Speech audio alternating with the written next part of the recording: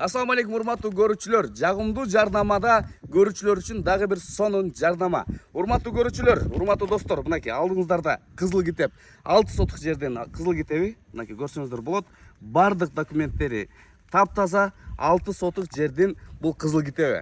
Бул кызыл китепти сиз дагы алып калууга мүмкүнчүлүгүңүз бар. Урматтуу көрүүчүлөр, Базар Коргон шаары, Базар Коргон базарынын жанында жайгашкан. Бул жактан Жупром деп коебуз өзүбүз.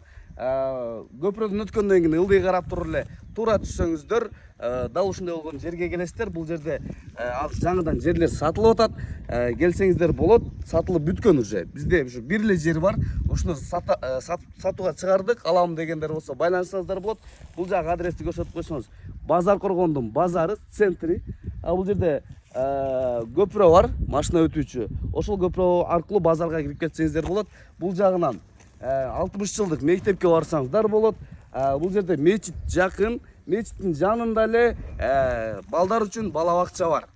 Туугандар, анан дагы суу кандай болот? Эмне кандай болот? Курулуш иштерин кандай жүргүзөбүз дегендер болсо, бул жерде болжолдон чети менен таза суу, водопровод келген.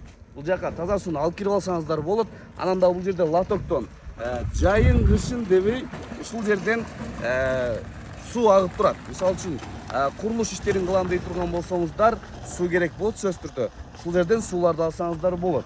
Анан өтө сонун жерде жайгашкан, Базар Коргондун так ортосу десек дагы туура болот. Андыктан ар бириңиздерди күтөбүз. Ушул жерден келип жер алып, ушундай таза кызыл китеби менен ушундай бир сонун жерге, үйгө ээ болуп калсаңыздар болот. Андыктан баасы боюнча, айта кетели, баасы боюнча бул номерлер аркылуу байланышсаңыздар болот.